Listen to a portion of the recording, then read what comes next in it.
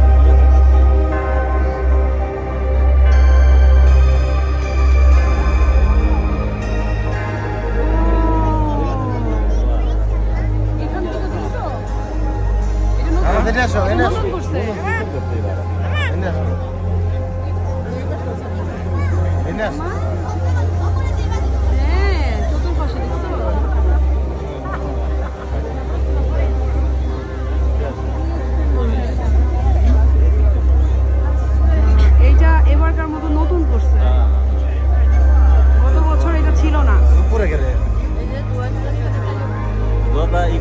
এই যে আমাদের ভিআইপি পারসন এখানে আছে, দেখা যায় না, দেখা যাচ্ছে, দেখা যাচ্ছে।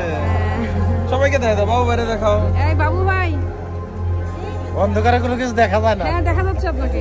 ভাবিরে দেখাই দাও, ভাবি এদিকে আসেন। ভাবি ফেসবুকিং করে না, সমস্যা নাই।